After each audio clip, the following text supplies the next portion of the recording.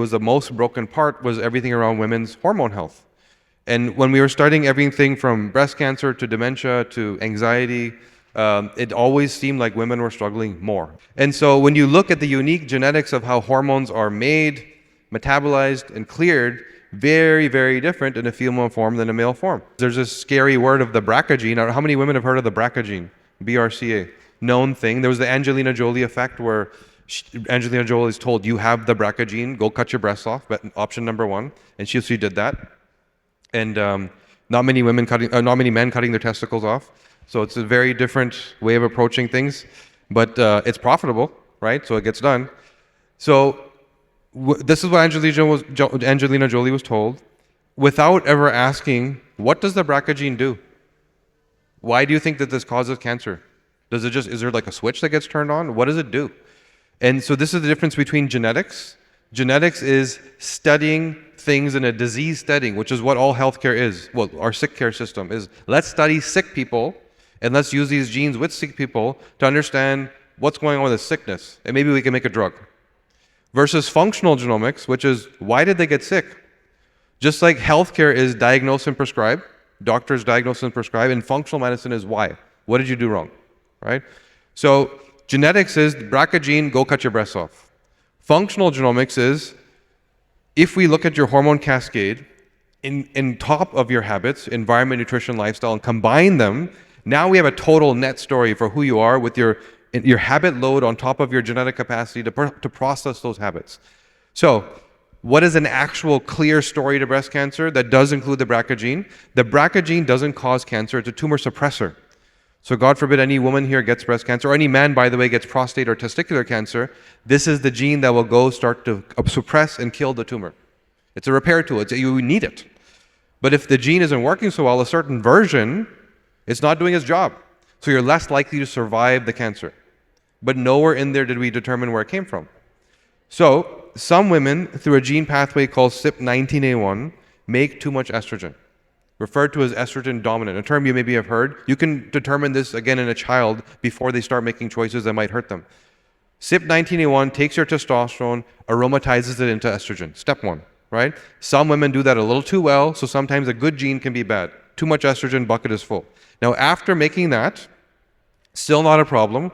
There's 3 potential metabolites: 2-hydroxyestrogen, 4 and 16. 2 is the good stuff you want. 4 and 16 cause inflammation. And you would ask, well, why does my body even have that option? Why would it make something bad? Because you didn't live in a hormone disrupting environment prior to now, where you were now overwhelming this net result of hormone toxin with more hormone disruption top of funnel, right? Overwhelming the total volume. So a little bit of inflammation is good. You go rip up your bicep at the gym to build it back. Some inflammation to your little uterine lining is good, builds back better.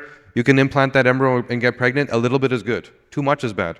So estrogen dominant, potentially also estrogen toxic, right? Second trait. There are innate detoxification systems built into your genetic wiring, glutathionization, antioxidation, methylation, glucuronidation, that are responsible to get this out. Those genes might not also be working. So you might have the trifecta of estrogen dominant, estrogen toxic, and don't detoxify that particular metabolite based on the gene that was responsible to do that. Now you're sitting there every month, every 28 days, making this stuff. And then, as an example, you might go into menopause. Most breast cancer happens post-menopause.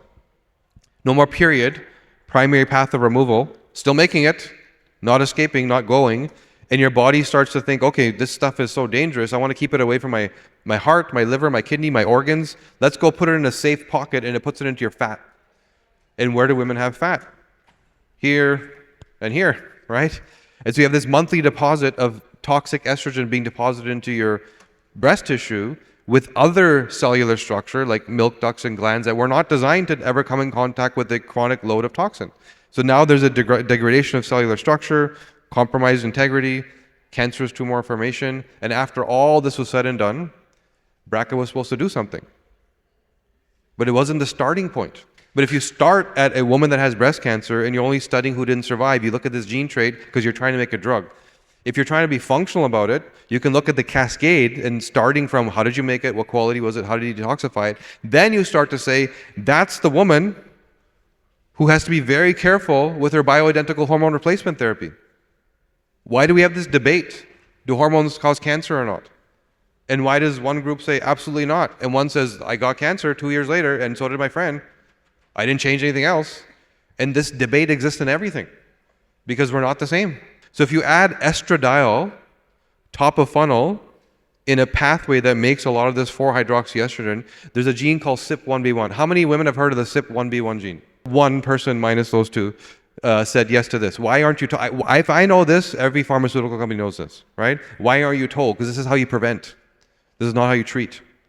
So if you do add estradiol top of funnel to a rapid CYP1B1 gene, you increase the volume of that 4-OH production because this gene sees the estradiol and that's what it's supposed to do.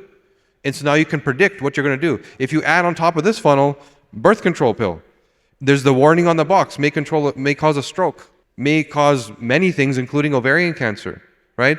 You still have a period at that point. So instead of getting accumulated here, it's going to accumulate here. And this is why young women with the BRCA gene are now being told to cut their fallopian tubes out to prevent ovarian cancer. But once again, there's a reason. It's the toxic estrogen that accumulates here during menses versus postmenopausal accumulates here. Same thing causing two different problems, right? So now you can make the choices to know, first of all, I'm making this. Hormone disruption and estrogen mimicry is a big deal to me. Got to purge my environment, clean things up. Have to add a couple of nutrients. For every gene that we know is a problem, there's also a solution for how to speed or slow down its expression. That's all been studied. What supplements makes this gene work harder or slower?